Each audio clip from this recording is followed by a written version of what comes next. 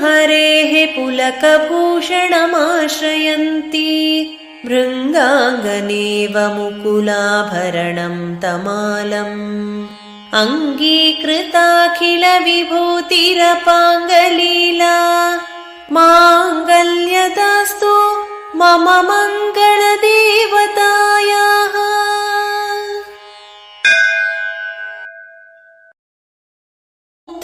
मुहुर्विदधति वदने मुरारेः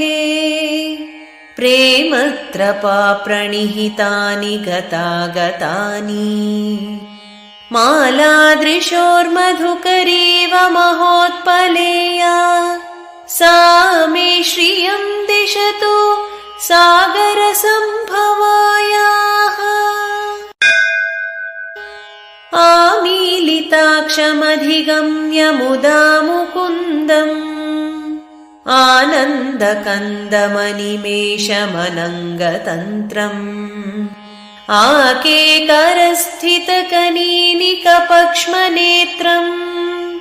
भूत्यै भवेन्मम भुजङ्गशयाङ्गनायाः। बाह्वन्तरे मधुजितः श्रितकौस्तुभेया हारावळीव हरिनीलमयी विभाति कामप्रदा भगवतोऽपि कटाक्षमाला कल्याणमावहतु मे कमलालयाः। कालाम्बुदाणि ललितोरसिकैटभारेः धाराधरे स्फुरति या तडिदङ्गनेवा मातुः समस्तजगता महनीयमूर्तिः भद्राणि मे दिशतु भार्गवनन्दनायाः। प्राप्तं पदं प्रथमतः खलु यत्प्रभावात् माङ्गल्यभाजि मधुमाथिनि मन्मथेन मय्यापते तदिह मन्थरमीक्षणार्धम् मन्दालसं च मकरालय कन्यकायाः। विश्वामरेन्द्रपदविभ्रमदानदक्षम् आनन्दहेतुरधिकं मुरविद्विषोऽपि ईशन्निषीदतु मयि क्षणमीक्षणार्धम् इन्दीवरोदर सहोदरमिन्दिरायाः। इष्टाविशिष्टमतयोऽपि यया दयार्द्र दृष्ट्या त्रिविष्टपपदं सुलभं लभन्ते दृष्टिः प्रहृष्टकमलोदरदीप्तिरिष्टाम् पुष्टिं कृषीष्ट मम पुष्करविष्टरायाः। दद्यादयानुपवनो द्रविणाम्बुधाराम् अस्मिन्न किञ्चन विहङ्गशिशौ विषण्णे दुष्कर्म घर्ममपनीय चिराय दूरम् नारायण प्रणयिनी नयनाम्बुवाहः। कीर्तेवतेति गरुडध्वज सुन्दरीति शाकम्भरीति शशिशेखरवल्लभेति सृष्टिस्थितिप्रलयकेलिषु संस्थितायै तस्यै नमस्त्रिभुवनैकगुरोस्तरुण्यै। श्रुत्यै नमोऽस्तु शुभकर्मफलप्रसूत्यै रत्यै नमोऽस्तु रमणीयगुणार्णवायै शक्त्यै नमोऽस्तु शतपत्रनिकेतनायै पुष्ट्यै नमोऽस्तु पुरुषोत्तमवल्लभायै। नमोऽस्तु नाळीकनिभाननायै नमोऽस्तु दुग्धोदधिजन्मभूम्यै नमोऽस्तु सोमामृतसोदरायै नमोऽस्तु नारायणवल्लभायै नमोऽस्तु हेमाम्बुजपीठिकायै नमोऽस्तु भूमण्डलनायिकायै नमोऽस्तु देवादिदयापरायै नमोऽस्तु शाङ्ग्रायुधवल्लभायै नमोऽस्तु देव्यै भृगुनन्दनायै नमोऽस्तु विष्णोरुरसिस्थितायै नमोऽस्तु लक्ष्म्यै कमलालयायै नमोऽस्तु दामोदरवल्लभायै नमोऽस्तु कान्त्यै कमलेक्षणायै नमोऽस्तु भूत्यै भुवनप्रसूत्यै नमोऽस्तु देवादिभिरर्चितायै नमोऽस्तु नन्दात्मजवल्लभायै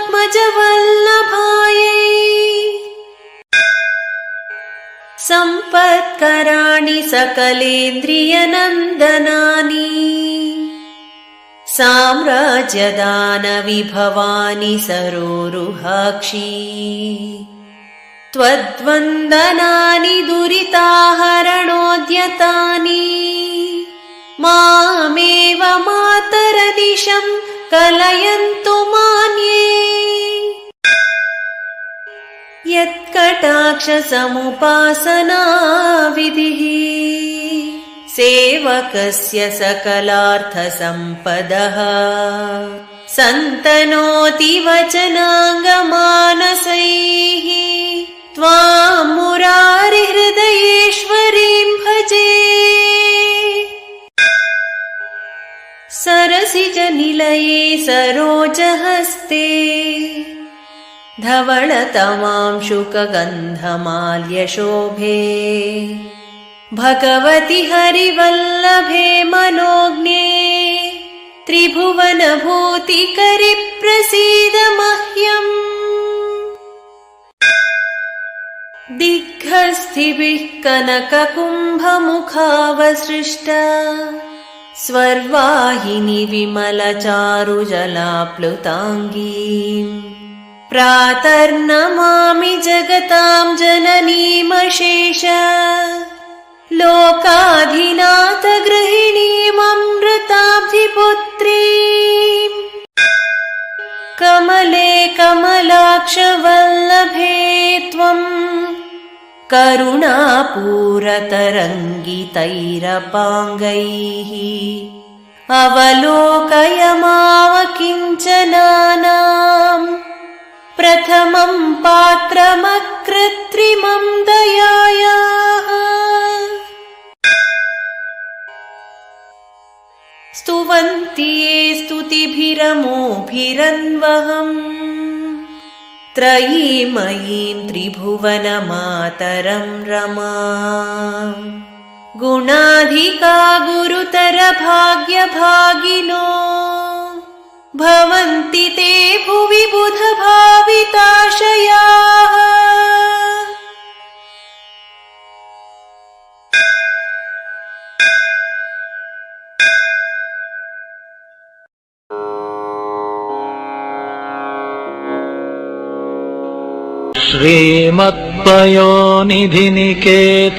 श्रीमत्पयोनिधिनिकेतनचक्रपाणे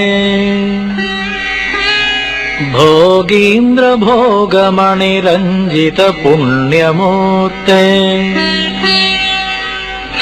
योगेश शाश्वतशरण्यभवाब्धिपोत लक्ष्मीनृसिंह मम देहि करावलम्बम्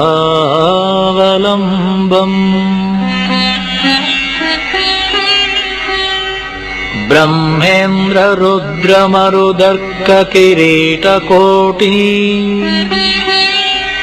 सङ्घट्टिताङ्घ्रिकमलामलकान्तिकान्त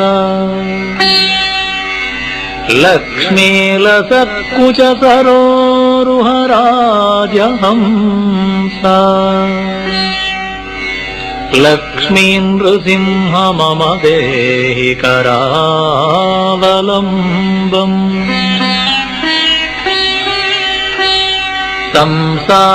संसारघोरगहने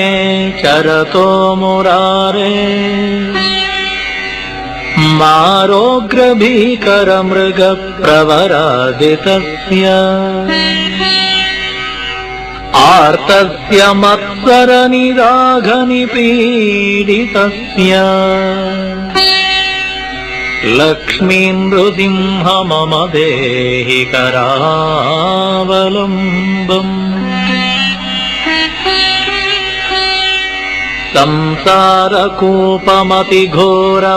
संसारकूपमतिघोरमगाधमूलम्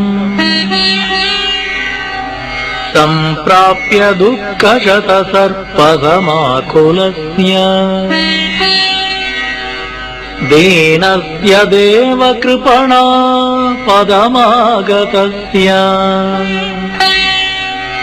लक्ष्मी नृसिंह मम देहि करावलम्बम्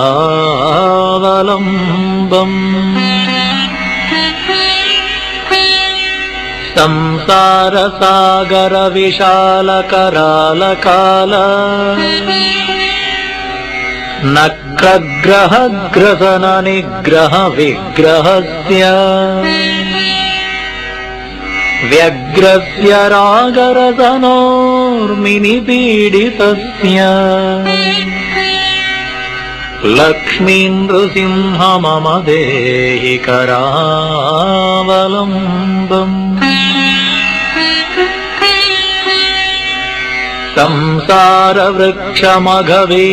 संसारवृक्षमघबीजमनन्तकर्म शाखाशतं करणपत्रमनङ्गपुष्पम् आरुह्य दुःखपलितं पततो दयालो लक्ष्मी नृसिंह मम देहि करावलम्बम्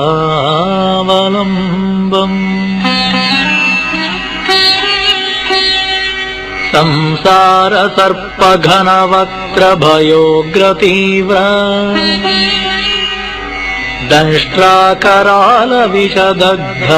दंष्ट्राकरालविषदग्धविनष्टमूर्ते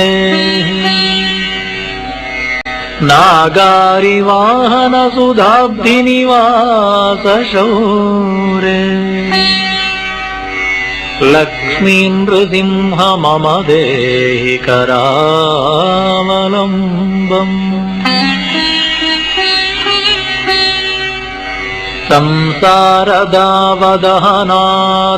संसारदावदहनातुरभीकरोरो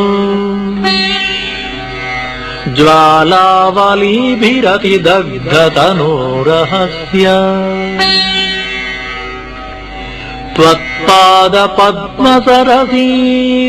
त्वत्पादपद्मसरसीरुहमागतस्य लक्ष्मी नृसिंह मम देहि करावलम्बम्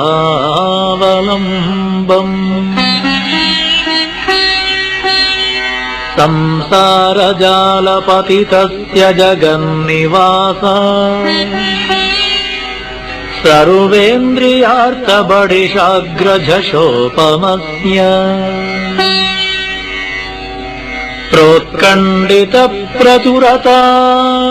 प्रोत्कण्डितप्रचुरतालुकमस्तकस्य लक्ष्मी नृसिंह मम देहि करावलम्बम्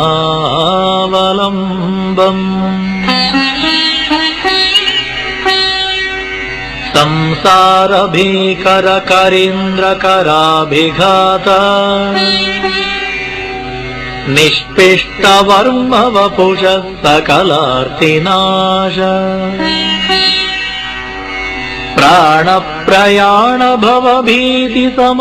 प्राणप्रयाणभवभीतिसमाकुलस्य लक्ष्मी नृसिंह मम देहि करावलम्बम्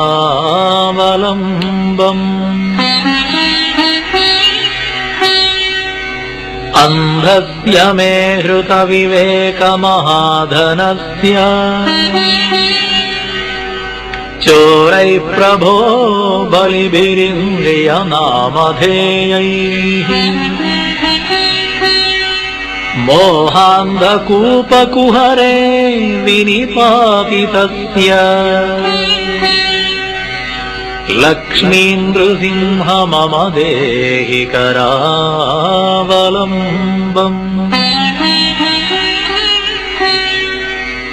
लक्ष्मीपते कमलनाभसुरेश विष्णो वैकुण्ठकृष्ण मधुसूदन विश्वरूप ब्रह्मण्यकेशव जनार्दन चक्रपाणे देवेश देहि कृपणस्य करावलम्बम्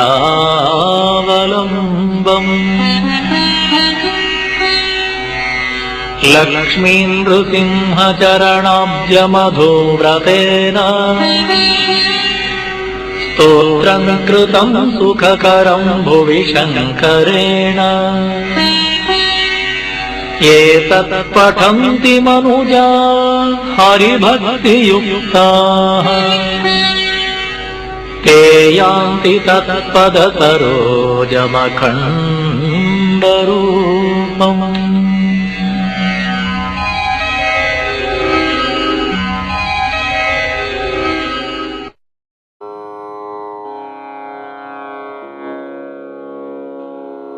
हरि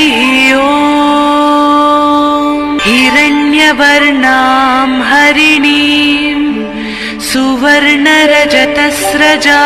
चन्द्रां हिरण्मयीं लक्ष्मीं जातवेदो म आवह ताम आवह जातवेदो लक्ष्मीमनपगामिनी यस्यां हिरण्यं विन्देयम् गामस्वं पुरुषानहम् अश्वपूर्वां रथमध्याम् हस्तिनादप्रबोधिनी श्रियं देवीमुपह्वये श्रीर्मा देवीर्जुषता कांसोऽस्मितां हिरण्यप्राकारा आर्तां ज्वलन्तीं तृप्तां तर्पयन्ती पद्मे स्थितां पद्मवर्णां तामिहोपह्वये श्रियं चन्द्रां प्रभासाम् यशसा ज्वलन्ती श्रियं लोके देवजुष्टामुदाराम् तां पद्मिनीमीं शरणमहं प्रपद्ये लक्ष्मीर्मे नश्यतां त्वां वृणे आदित्यवर्णे तपसोऽधिजातो वनस्पतिस्तव वृक्षोऽध बिल्वः तस्य फलानि तपसानुदन्तु मायान्तरायाश्च बाह्या अलक्ष्मीः उपैतु मां देवसखः कीर्तिश्च मणिना सह प्रार्दुर्भूतोऽस्मि राष्ट्रेऽस्मिन् कीर्तिमृद्धिं ददातु मे क्षुत्पिपासामलां ज्येष्ठामलक्ष्मीं नाशयाम्यहम् अभूतिमसमृद्धिं च सर्वां निर्नुद मे गृहा गन्धद्वारां दुराधर्षां नित्यपुष्टां करीषिणीम् ईश्वरीं सर्वभूतानां तामिहोपह्वये श्रियम् मनसः काममाकूतिं वाचः सत्यमशीमहि पशूनां रूपमन्यस्य मयि श्रीश्रयतां यशः कर्दमेन प्रजाभूता मयि सम्भव कर्दमा श्रियं वासय मे कुले मातरं पद्ममालिनी आपः सृजन्तु स्निग्धानि चिक्लीतवसमे गृहे च देवीं मातरं श्रियं वासय मे कुले आर्द्रां पुष्करिणीं पुष्टिं सुवर्णां हेममालिनी चन्द्रां हिरण्मयीं लक्ष्मीं जातवेदो म आवह आर्द्रां यः करिणीं यष्टिं पिङ्गलां पद्ममालिनी सूर्यां हिरण्मयीं लक्ष्मीं जातवेदो म आवह ताम आवह जातवेदो लक्ष्मीमनपगामिनी यस्यां हिरण्यं प्रभूतं गावो दास्योश्वान् विन्देयं पुरुषानहम् ॐ महादेव्यै च विद्महे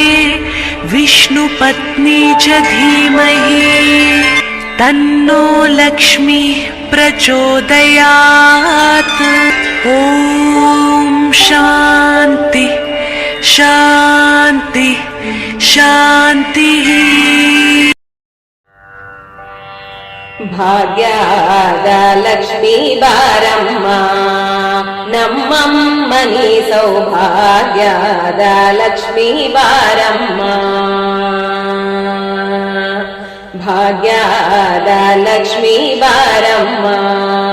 ನಮ್ಮಮ್ಮನಿ ಸೌಭಾಗ್ಯದ ಲಕ್ಷ್ಮೀ ಬಾರಮ್ಮ ಹೆಜ್ಜೆಯ ಮೇಲೊಂದು ಹೆಜ್ಜೆಯ ನಿಕ್ಕುತ್ತ ಗೆಜ್ಜೆ ಕಾಲ್ಗಳ ಧ್ವನಿಯ ಮಾಡುತ್ತ ಹೆಜ್ಜೆಯ ಮೇಲೊಂದು ಹೆಜ್ಜೆಯ ನಿಕ್ಕುತ್ತ ಗೆಜ್ಜೆ ಕಾಲ್ಗಳ ಧ್ವನಿಯ ಮಾಡುತ್ತ ಸಜ್ಜನ ಸಾಧು ಪೂಜೆಯ ವೇಳೆಗೆ ಮಜ್ಜಿಗೆಯೊಳಗಿನ ಬೆಣ್ಣೆಯಂತೆ ಭಾಗ್ಯದ ಲಕ್ಷ್ಮೀ ಬಾರಮ್ಮ ನಮ್ಮಮ್ಮನಿ ಸೌಭಾಗ್ಯದ ಲಕ್ಷ್ಮೀ ಬಾರಮ್ಮ ಕನಕ ವೃಷ್ಟಿಯ ಕರೆಯುತ್ತ ಬಾರೆ ಮನಕಾಮನೆಯ ಸಿದ್ಧಿಯ ತೋರೆ ಕನಕ ವೃಷ್ಟಿಯ ಕರೆಯುತ್ತ ಬಾರೆ ಮನಕಾಮನೆಯ ಸಿದ್ಧಿಯ ತೋರೆ ದಿನಕರ ಕೋಟಿ ತೇಜದಿ ಹೊಳೆಯುವ ಜನಕರಾಯನ ಕುಮಾರಿ ಬಾರೆ ಭಾಗ್ಯದ ಲಕ್ಷ್ಮೀ ಬಾರಮ್ಮ ನಮ್ಮಮ್ಮನಿ ಸೌಭಾಗ್ಯದ ಲಕ್ಷ್ಮೀ ಬಾರಮ್ಮ ಸಂಖ್ಯೆಯಿಲ್ಲದ ಭಾಗ್ಯವ ಕೊಟ್ಟು ಕಂಕಣ ಕೈಯ ತಿರುಗುತ್ತ ಬಾರೆ ಸಂಖ್ಯೆಯಿಲ್ಲದ ಭಾಗ್ಯವ ಕೊಟ್ಟು ಕಂಕಣ ಕೈಯ ತಿರುಗುತ್ತ ಬಾರೆ ಕುಂಕುಮಾಂಕಿತೆ ಪಂಕಜ ಲೋಚನೆ ವೆಂಕಟರಮಣನ ಬಿಂಕದ ರಾಣಿ ಭಾಗ್ಯದ ಲಕ್ಷ್ಮೀ ಬಾರಮ್ಮ ನಮ್ಮಮ್ಮನಿ ಸೌಭಾಗ್ಯದ ಲಕ್ಷ್ಮೀ ಬಾರಮ್ಮ ಅತ್ತಿತ್ತಲು ಗದೆ ಭಕ್ತರ ಮನೆಯೊಳು ನಿತ್ಯ ಮಹೋತ್ಸವ ನಿತ್ಯ ಸುಮಂಗಳ ಅತ್ತಿತ್ತಲು ಗದೆ ಭಕ್ತರ ಮನೆಯೊಳು ನಿತ್ಯ ಮಹೋತ್ಸವ ನಿತ್ಯ ಸುಮಂಗಳ ಸತ್ಯವ ತೋರುವ ಸಾಧು ಸಜ್ಜನರ ಚಿತ್ತದಿ ಹೊಳೆಯುವ ಪುತ್ತಳಿ ಗೊಂಬೆ ಭಾಗ್ಯದ ಲಕ್ಷ್ಮೀ ಬಾರಮ್ಮ ನಮ್ಮಮ್ಮನಿ ಸೌಭಾಗ್ಯದ ಲಕ್ಷ್ಮೀ ಬಾರಮ್ಮ ಸಕ್ಕರೆ ತುಪ್ಪ ಕಾಲುವೆ ಹರಿಸಿ ಶುಕ್ರವಾರದ ಪೂಜೆಯ ವೇಳೆಗೆ ಸಕ್ಕರೆ ತುಪ್ಪ ಕಾಲುವೆ ಹರಿಸಿ ಶುಕ್ರವಾರದ ಪೂಜೆಯ ವೇಳೆಗೆ ಅಕ್ಕರೆಯುಳ್ಳ ಅಳಗಿರಿ ರಂಗನ ಚೊಕ್ಕ ಪುರಂದರ ವಿಠಲನ ರಾಣಿ ಅಕ್ಕರೆ